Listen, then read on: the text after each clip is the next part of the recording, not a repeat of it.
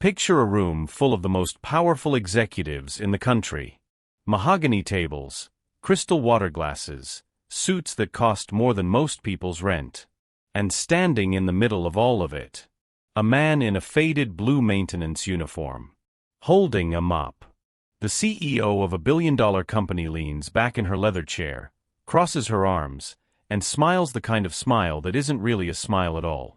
She slides a document across the table toward him and says, "Tell you what, if you can translate even one paragraph of this."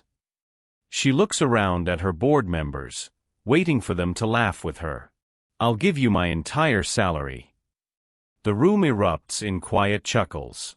Because what could a janitor possibly know about a 14-page legal contract written in fluent Mandarin Chinese? What could a single father who mops floors for a living possibly say back to that? He picks up the document.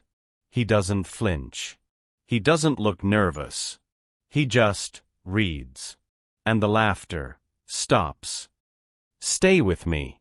Because what happens next will make you question everything you think you know about the people you walk past every single day. His name was Dale Rutherford. And if you had passed him on the street, you would not have given him a second look. 41 years old. Medium height. Quiet hands. A face that looked like it had carried more than its fair share of weight, not with bitterness, but with a kind of quiet patience that only comes from years of choosing grace when anger would have been easier.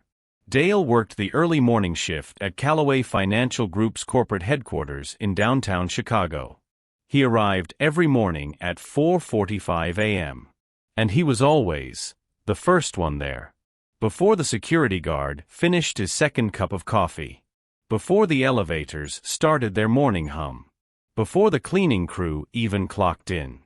Dale was already walking the halls with his cart, whistling something low and half-formed under his breath.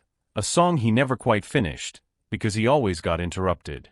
That was Dale's life. Interrupted. He had been a maintenance technician, which is a fancy way of saying custodian, at Callaway Financial for going on 7 years now. 7 years of mopping marble floors that cost more per square foot than his monthly rent. 7 years of emptying trash cans filled with half-eaten lunches that cost $40 a plate. 7 years of being invisible to the people whose offices he kept spotless. But Dale didn't resent any of it. Because Dale had a reason to show up. Her name was Lily. 8 years old. Gap-toothed smile. A laugh that could light up a room 3 doors down.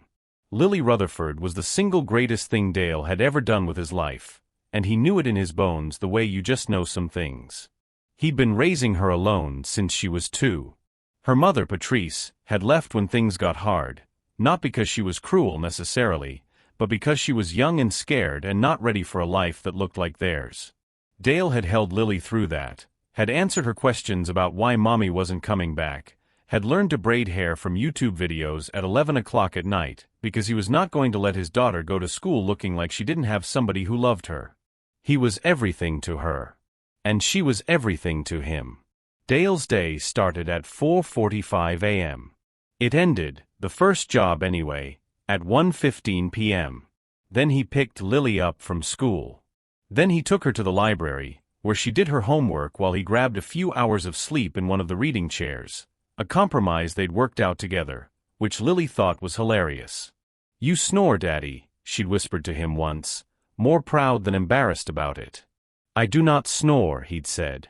"Mr. Patterson asked me if there was a lawnmower outside." Dale had laughed so hard he knocked over her juice box.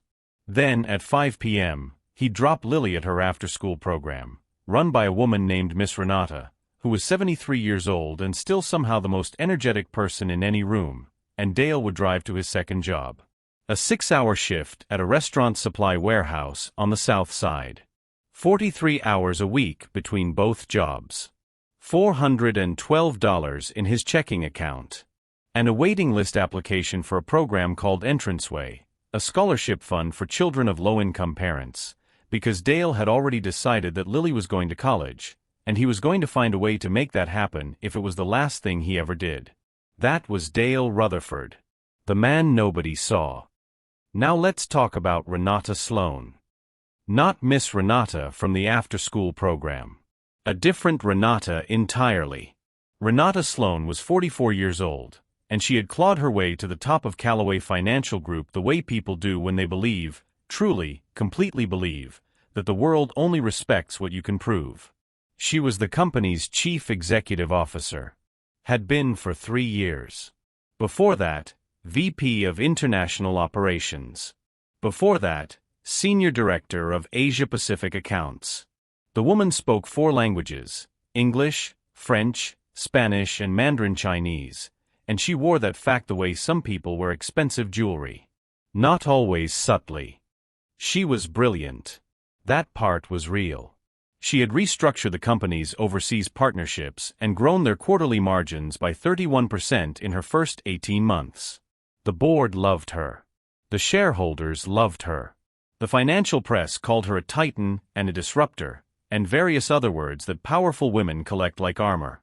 But here's what the press didn't write about. Renata Sloan had a habit. Not a malicious one, exactly. Or maybe it was. That's something you'll have to decide for yourself. Her habit was this. She tested people. Not formally. Not with evaluation forms or performance reviews. She tested people in moments.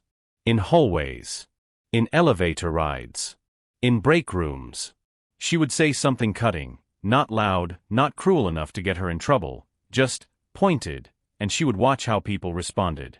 She said it helped her understand character. She said it was how she identified who was worth investing in. Her executive team had a name for it. They called it the Sloan Sting. And most people, when they got stung, did one of 3 things. They laughed along, nervous and trying to belong. They shrank, got small, apologized for existing. Or they disappeared, put in a transfer request the following week without ever quite explaining why. Nobody ever pushed back. Nobody had ever, in Renata's entire career, pushed back in a way that stopped her cold. Until Dale. But we're not quite there yet. It started, as most things do, with something ordinary. A Wednesday morning. 3rd week of November. Chicago had already gone gray and cold, the kind of cold that doesn't announce itself so much as settle in, quietly, like an unwanted house guest. Dale arrived at 4:45, as always. He was working the executive floor, the 14th floor, which he rotated through every 3rd week. It was the nicest floor in the building. Private offices. A conference room with floor-to-ceiling glass. A kitchen stocked with things Dale had never tried and couldn't pronounce. He was mopping the corridor outside the main conference room when it happened. He found the document. Not snooping. Not digging through anything. It was lying face up on the floor beside the recycling bin, half slid under the baseboard, the way things fall when someone tosses them carelessly and misses. 14 pages. Dense text. A legal header at the top. Dale picked it up to throw it away. And then he stopped. He read the header. Because Dale Rutherford could read Mandarin Chinese. Not just, I took a class once kind of reading. Fluent. Near native. Reading, writing, speaking, all of it. But we'll get to that. He set the document on his cart for a moment, scanning it, not because he meant to, but because when you can read something, your brain just does it. Like how you can't see a word on a sign and choose not to understand it. The comprehension just happens. He was halfway through the 2nd page when he heard voices. He tucked the document under the edge of a folder on his cart, just to keep it flat, and kept mopping. The voices belonged to Renata Sloan and 2 members of her executive team, a man named Philip Greer, the company's general counsel, and a woman named Sandra Fitch, head of international partnerships. They were walking fast, talking faster, carrying coffee cups and the anxious energy of people who've been up since 5 dealing with something they didn't expect. None of them looked at Dale. Philip did glance at the cart as they passed, and then he stopped. Is that wait? He walked over.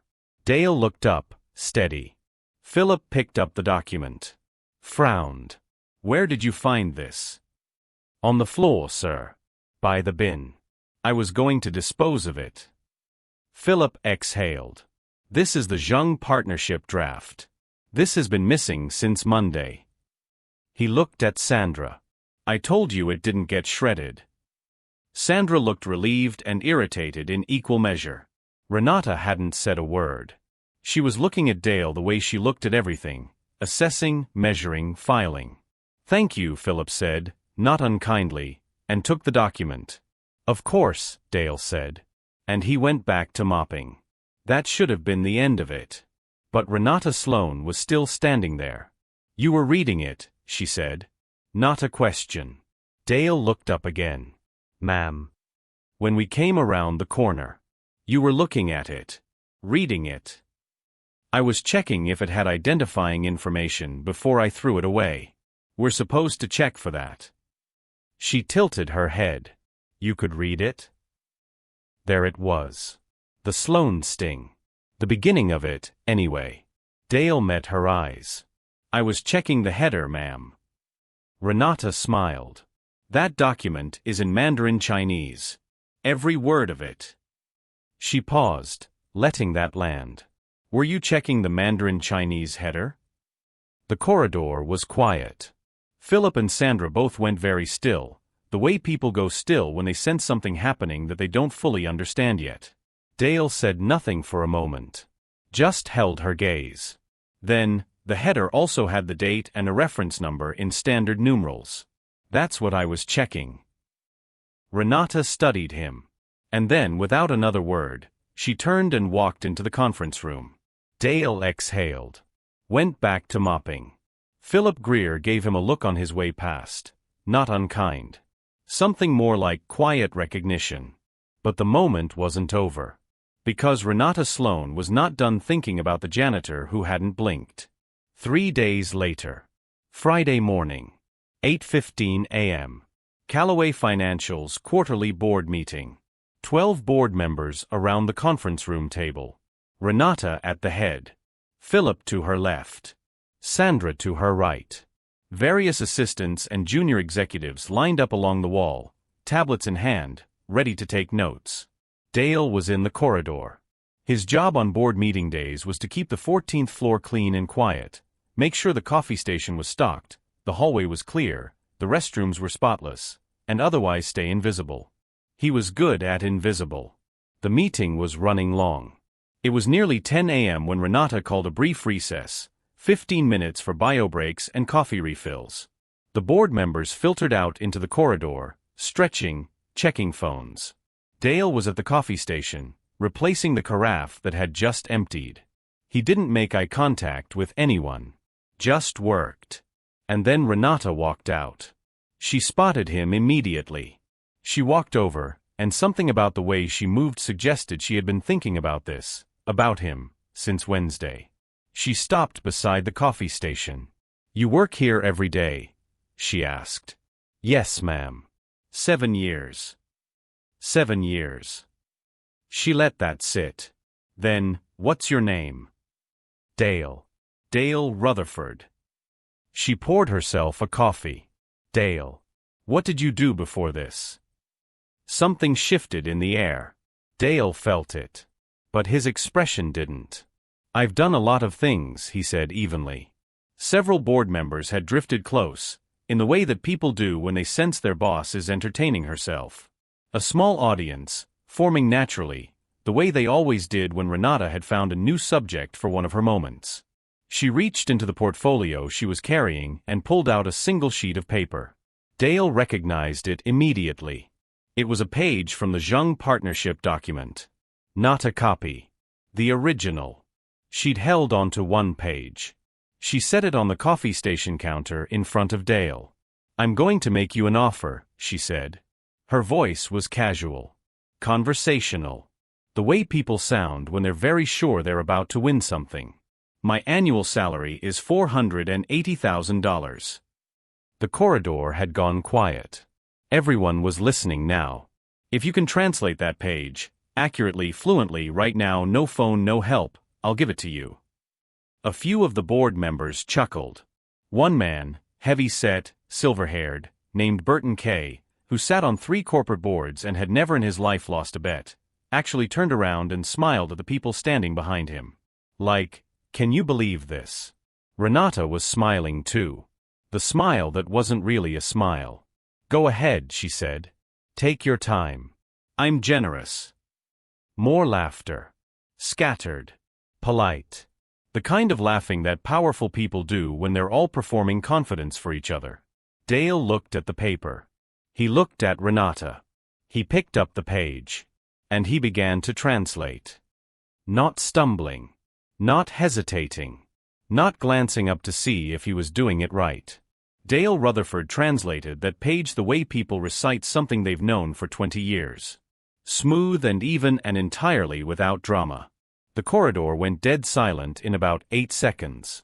He translated the legal terminology with precision, not word for word, but with a kind of nuanced interpretation that distinguished a translator from a dictionary. When the text used an idiomatic business phrase specific to certain Mandarin corporate documents, he explained the phrase and its intended legal meaning in the same breath. He translated the full page in under 4 minutes. When he finished, he set it back down on the counter. He looked at Renata Sloan. She was not smiling anymore. Burton Kay had gone completely still. Philip Greer, standing near the conference room doorway, had his coffee cup halfway to his mouth and had not moved it in 3 minutes. The silence stretched. And stretched. And then Renata said, very quietly, "Where did you learn to do that?" Dale held her gaze. "From my father," he said. And then he picked up the empty carafe, walked past all of them, and disappeared into the service corridor. I know. You have questions. And I'm going to answer every single one of them. But first, you need to understand who Dale Rutherford actually was. Because the man mopping floors on the 14th floor of Callaway Financial? He was not who any of them thought he was. Not even close. Dale's father was a man named Roy Rutherford. Roy grew up in East St. Louis. Finished high school on a scholarship. Studied international economics at the University of Illinois. Fell in love with language the way some people fall in love with music, not because it was useful, but because it was alive. Roy Rutherford spent 11 years working for a logistics company with trade partnerships across East Asia. He learned Mandarin Chinese because he had to at first, and then because he loved it. He learned it well enough to negotiate contracts. Well enough to build relationships across 3 countries. Well enough that people stopped noticing he wasn't from there. He came home from a business trip to Shanghai in the winter of 1982 with a wife named Helen, a suitcase full of books, and a plan. The plan was this. Roy's children, however many he had, would grow up bilingual. Not as a party trick. Not as something to put on a resume. But because Roy Rutherford believed, with absolute conviction, that the single most powerful thing you could give a child was the ability to see the world through more than one language. That language wasn't just communication, it was a way of thinking, a way of being present in the world. He and Helen had 3 children, 2 daughters and a son. The son was Dale. And from the time Dale was 4 years old, Roy spoke to him exclusively in Mandarin every morning and exclusively in English every evening. Helen thought he was eccentric. The daughters thought it was annoying. The neighbors definitely thought it was strange. But Dale took to it like water-finding level. By age 10, he was reading adult-level Chinese literature. By 16, he was serving as an informal interpreter for the family whenever his father's business associates visited.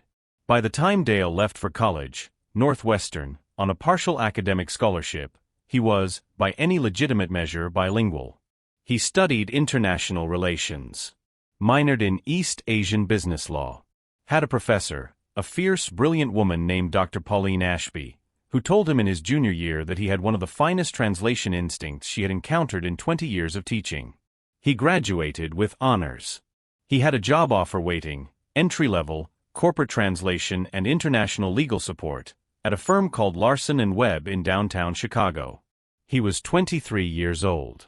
He was going to be extraordinary. And then life happened. As it so often does. Roy Rutherford had a stroke the summer after Dale graduated. It was significant.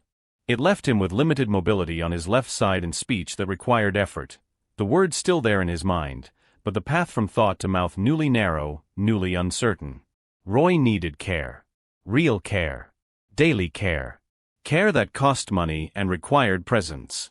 Dale's sisters had their own families by then. One in Phoenix. One in Atlanta. Both willing to help financially, but neither able to be there in body. Dale was there. He took the job at Larson and Webb. He also took on the task of managing Roy's care. Researching facilities. Scheduling therapists. Navigating the Byzantine logic of insurance claims.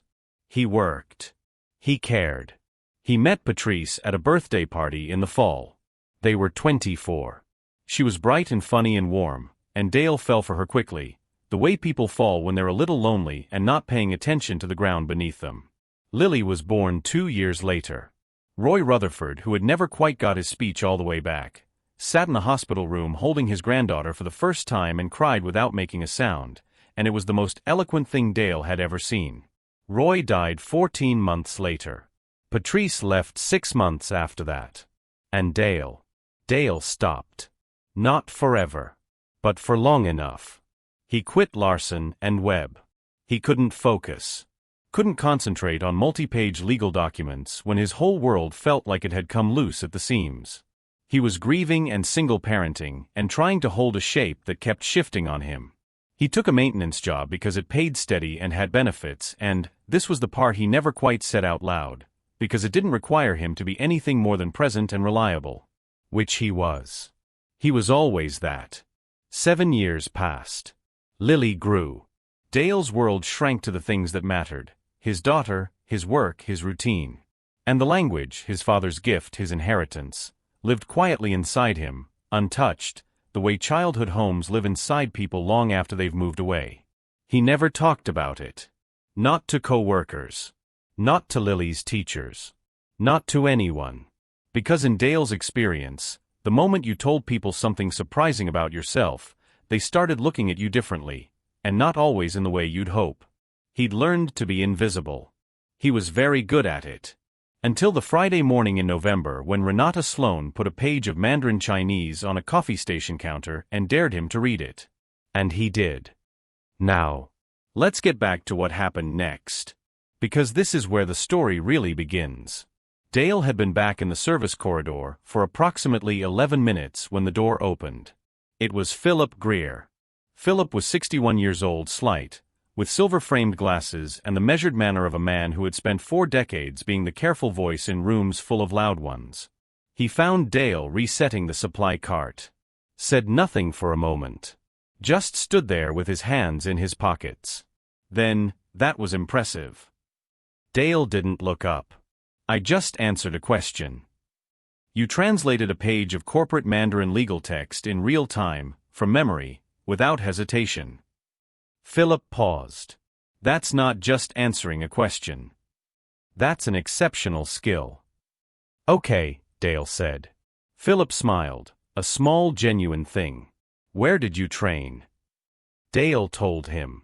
The short version. Northwestern. International relations. The job offer he'd taken and then left. Philip listened without interrupting. When Dale finished, Philip said, "Can I ask why you stayed here after all of that?" Dale finally looked at him. Lily needs stable. Simple as that. Philip nodded slowly. She's your daughter. She's 8. Right. He was quiet again. Then, I want you to know that what happened out there, that wasn't. Renata can be, he stopped. Started again. She tests people. It's her thing. It doesn't always land well. I know, Dale said. Philip looked surprised. You know? 7 years on this floor. I've seen it a lot. Philip was quiet for a moment. Did it bother you? Dale thought about that. Genuinely thought about it, the way he thought about things, carefully without rushing. It bothered me a little, he said finally. But not in the way you'd think. How so? I don't care if she thinks I can't read Mandarin. She doesn't know me. That's fine. He straightened a stack of paper towels on the cart. What bothered me was the people watching. The ones who laughed. Not because they were mean necessarily. just because they saw a man in a uniform and assumed the joke was safe. He looked at Philip directly. The uniform doesn't change what I know. It doesn't change what I've been through. It doesn't change what I'm worth. He paused. It just changes what people decide to see. Philip Greer stood there for a moment. Then he said, "I'd like to buy you lunch." Dale blinked. "I'm working, sir. I'll clear it with building management. 30 minutes. The place across the street. I'd like to talk to you properly." He paused. No agenda. Just a conversation. Dale considered him. Then, okay. The restaurant across the street was called Parrish's, a quiet lunch spot that the Callaway financial crowd used for meetings they didn't want overheard in the office. Philip ordered soup. Dale ordered coffee and a sandwich because 30 minutes wasn't long. They talked.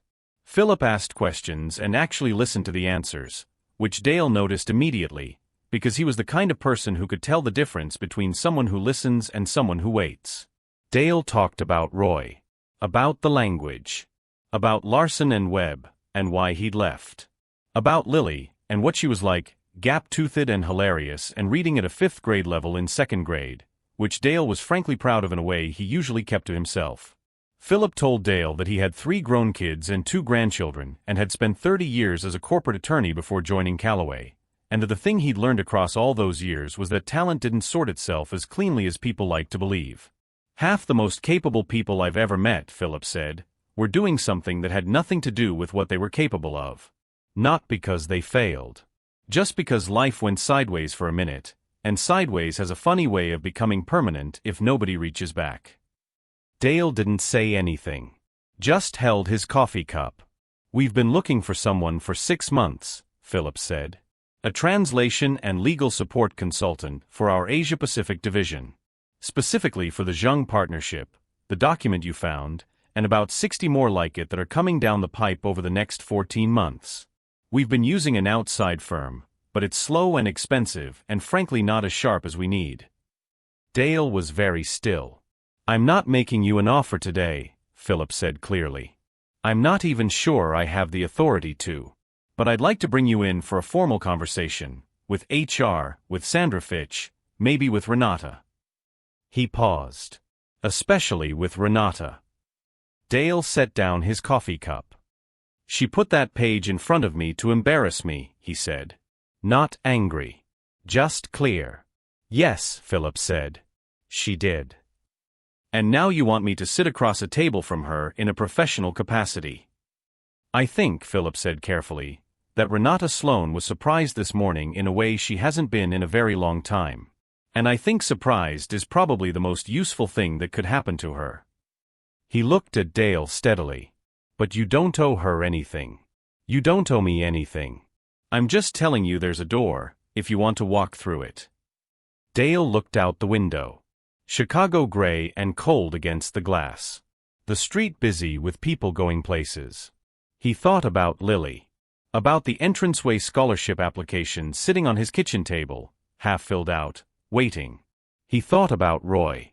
About mornings at the kitchen table. Mandarin over breakfast. His father's voice, patient and precise, teaching him how to hold a language like something living. "Tell me about the position," Dale said. And the door opened. "Now, Renata Sloan. We need to go back to her." Because while Dale was having lunch with Philip Greer, Renata was sitting at the head of the conference room table, and the quarterly board meeting had resumed, and she was doing what she always did, leading, deciding, projecting absolute confidence in every word and gesture. But something was different. It wasn't visible. Not to anyone in the room. But it was there. She kept seeing his face. The moment she had laid that paper on the counter, the practiced, casual confidence of the Sloan sting, and he had picked it up. And then the sound of his voice. Steady. Unhurried. The Mandarin flowing out of him like water through a place it had always belonged. She hadn't expected that. She hadn't expected him. Renata Sloan was self-aware enough to know, in some part of herself that she didn't often visit, that she had a problem. The problem was not arrogance exactly, though people had called it that. The problem was that Renata had come up hard. She was the daughter of a woman who worked double shifts at a diner in Akron, Ohio. She had gotten where she was through a straight line of work and sacrifice and never, not once, being the person in the room who showed any softness, because softness, in her experience, was invitation. Softness was the gap they pushed you through. She had learned to see people quickly and categorize them ruthlessly, because in her world, you had to. The wrong people in the wrong positions cost companies, and people, everything. She had never stopped to consider that her talent for rapid categorization might also be a blindness. That she might be filing people under the wrong labels entirely. That a man in a maintenance uniform might be carrying something she'd been actively searching for across 6 months and 3 recruitment firms. After the meeting ended, she did something she almost never did. She went to find Philip. He wasn't in his office. His assistant told her he'd stepped out for lunch. She found out, from building security, that he'd gone to Parrish's.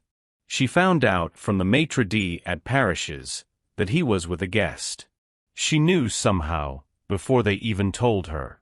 She stood on the sidewalk outside and looked through the glass. Philip and Dale, leaning slightly forward over the table, deep in conversation. She stood there for a long moment. Then she went back inside.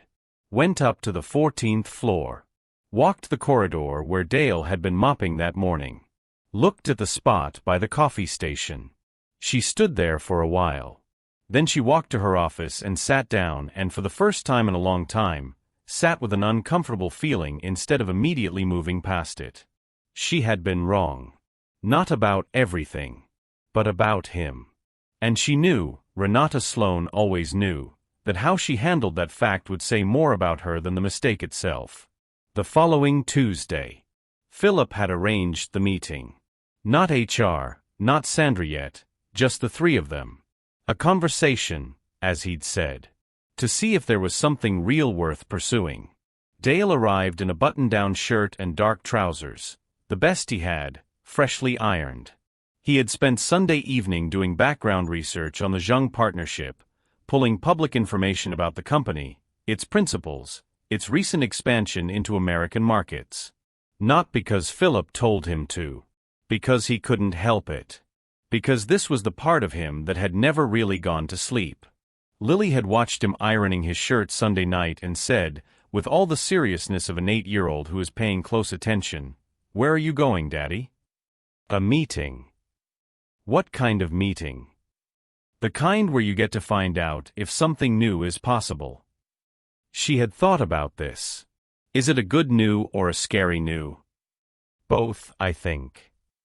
She had nodded, satisfied. Okay. Wear the blue tie. You look smart in the blue tie. He'd worn the blue tie. The meeting was in a small conference room on the 12th floor, not the executive floor, deliberately. Neutral ground. Philip's idea. Renata was there when Dale arrived. She was sitting at the table with a legal pad in front of her, and she looked up when he came in, and something passed across her face. Not quite an apology, but something in the direction of one. She stood when he entered. That surprised him.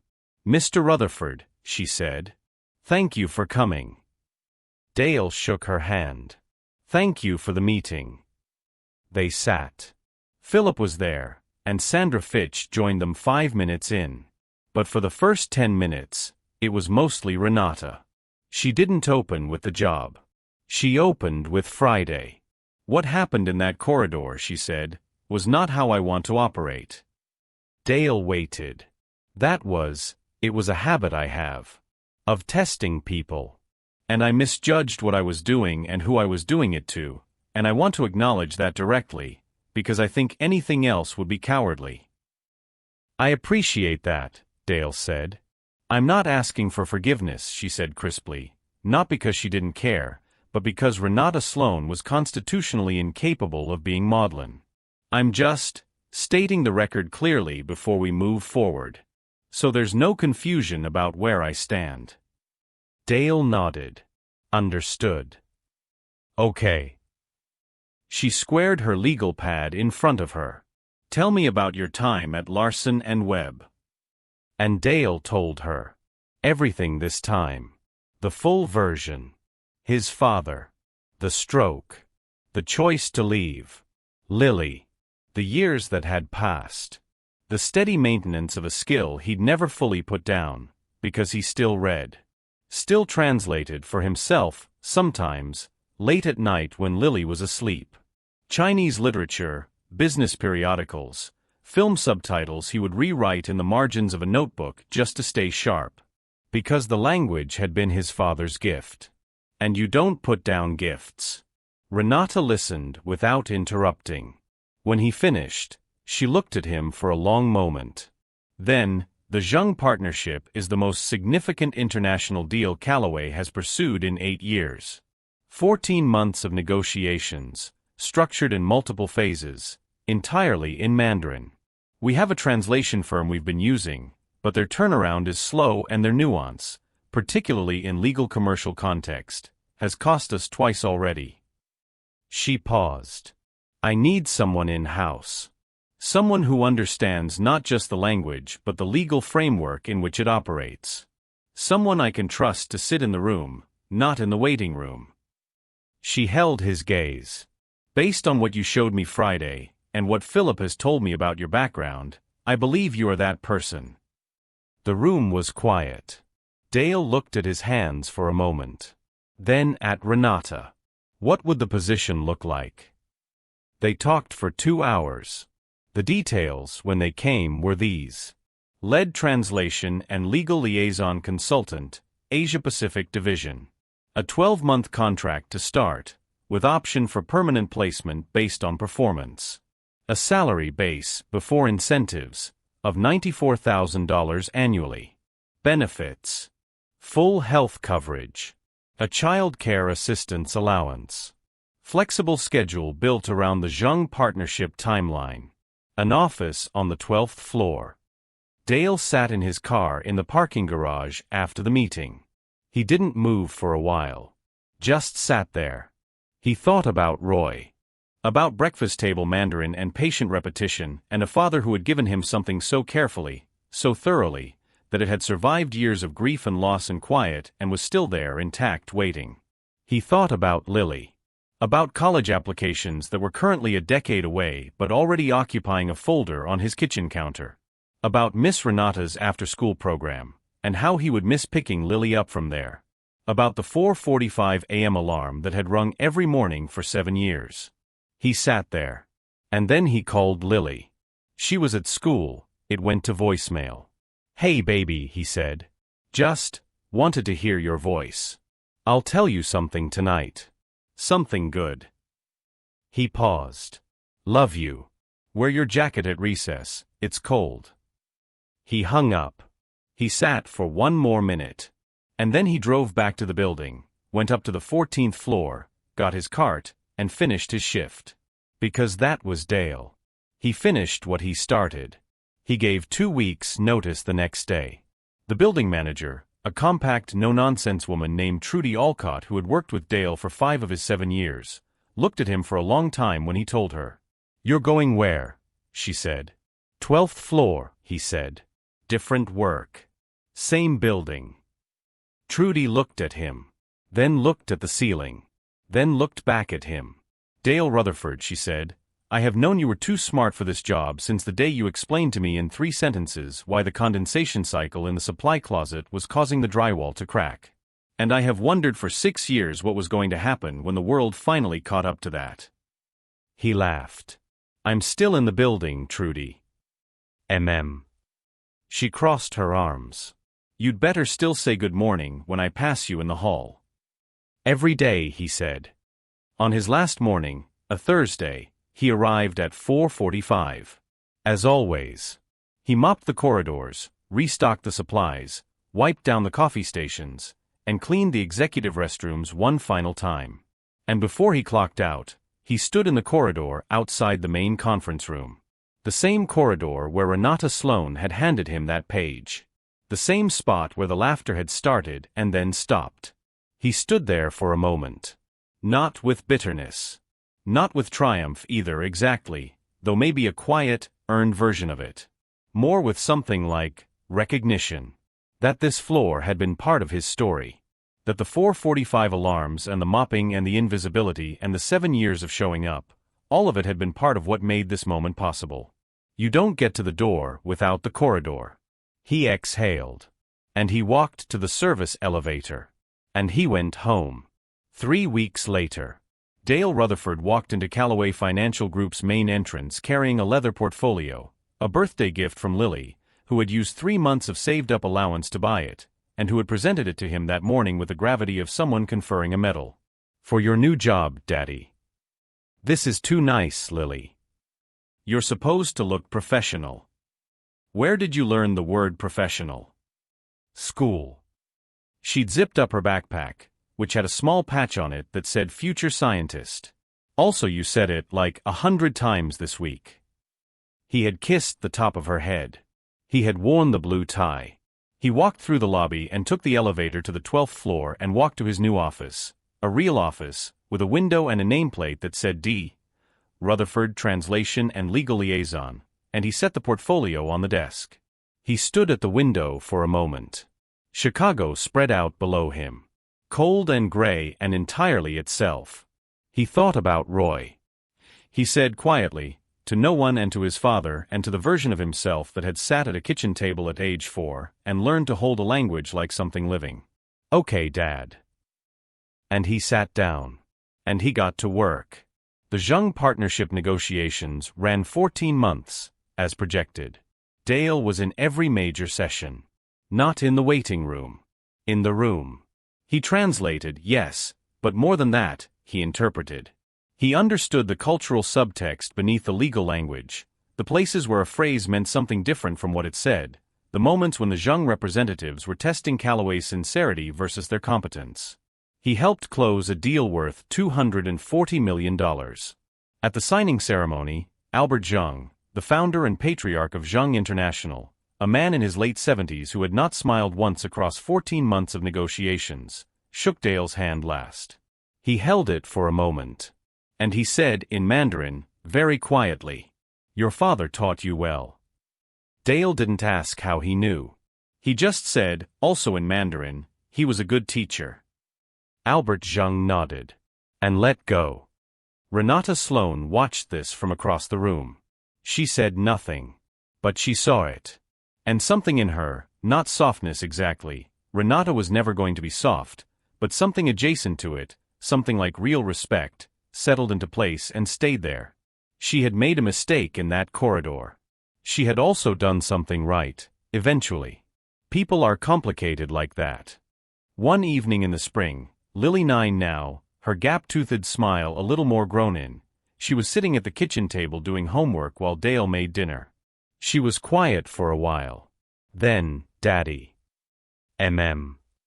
Why did you work at the cleaning job for so long when you could speak Chinese?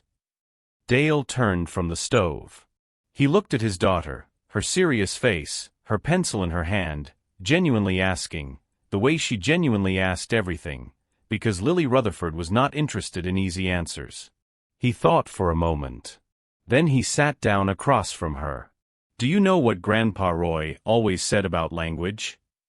She shook her head. "He said language is a gift. But gifts don't go bad just because they're not being used." He looked at her steadily. "I was taking care of you. That's what I was doing. And when the right moment came, when a door opened, the gift was still there. Still whole. Because gifts like that don't leave you." Lily thought about this. So it was like waiting? Kind of. More like trusting. Trusting that what I knew what I was, hadn't disappeared just because nobody could see it. She was quiet. Then, "I'm going to learn Chinese." Dale blinked. "Okay," he said slowly. "Can you teach me?" He looked at his daughter. At the gap-toothed face and the future scientist backpack and the pencil in her hand. He thought about breakfast table Mandarin. About patient repetition. About a father who had given him the most durable thing he'd ever been given. He said, "Yeah, baby. I can teach you." And he got up and went back to the stove. And somewhere, in whatever quiet place fathers go when their children carry their gifts forward, Roy Rutherford smiled. About 8 months after the Zheng deal closed, Renata Sloan did something that surprised her own executive team. She launched a program. It was an internal initiative, small, quiet, no press release, called the Callaway Internal Recognition Program. CRP, if you needed an acronym. The premise was simple: any employee, at any level of the company, could be nominated by a peer or supervisor for a skills disclosure conversation. A voluntary private meeting with HR where they could share professional skills, educational backgrounds, or prior experience that wasn't reflected in their current role. No judgment. No pressure. Just an open door. The program was Renata's idea. When Sandra Fitch asked her where it came from, Renata was quiet for a moment. Then she said, "I met someone who was invisible. Not because he had nothing to offer, but because nobody had ever looked." She paused. "We have 412 employees in this building. I'd like to know who else we've been walking past." In the first 6 months of CRP, 11 employees came forward. A facilities coordinator who had a master's degree in data analytics. A receptionist who was a licensed civil engineer, had been for 12 years, and had left a firm after a workplace injury made field work impossible. A mail room supervisor with a published academic paper on supply chain logistics. And others. Not all of them moved to new roles. Some were happy where they were. Some wanted different hours. Some just wanted to be seen, to have one person at the company know who they actually were. But 4 of them did transition into roles more aligned with their skills. And the year-end productivity report noted, somewhat dryly, that the company had increased internal talent utilization by 17%. Renata read that line and allowed herself, in the privacy of her office, a small smile. Not the smile that wasn't really a smile. A real one. Here is what I want you to take from this story. Not the CEO who came around. Not the salary offer, or the contract, or the $240 million deal. Those are satisfying. They're meant to be. But they're not the point. The point is Dale. The point is the 4:45 a.m. alarm. The point is 7 years of mopping floors and raising a daughter and reading Mandarin newspapers late at night when the world thought he was just a janitor, because the language was his father's gift, and you don't put down gifts. The point is that Dale Rutherford never stopped being Dale Rutherford. Not because someone recognized him. Not because a door opened. But before any of that. He was always that man. He was always carrying that. We live in a world that has a way of deciding who you are based on what it can see. The uniform. The title. The zip code. The job description. And those things are real. They shape life in ways that aren't fair and aren't small. But they are not the whole of a person. They never are. The man mopping your office floor may have buried a parent and raised a child alone and taught himself to hold 2 languages in his mind simultaneously, just because someone who loved him believed it was worth doing. The woman making your coffee may have a story that would stop you cold. The driver. The clerk. The person in the faded uniform. We are so quick to decide what we're looking at. And we are so often wrong. Dale didn't translate that page to prove anything. He did it because someone asked if he could. And he could. Because Roy Rutherford had given him the gift. And he'd held on to it through grief and loss and years of quiet and the particular loneliness of raising a child alone and not having room to be anything more than present. He held on to it. And when the moment came, when a woman who thought she was testing a janitor laid a page on a counter and waited for the joke to land, the gift was still there. Still whole. Still his. I don't know who's watching this right now. Maybe you're in a season where the world can't see what you're carrying. Maybe you've been invisible for a while.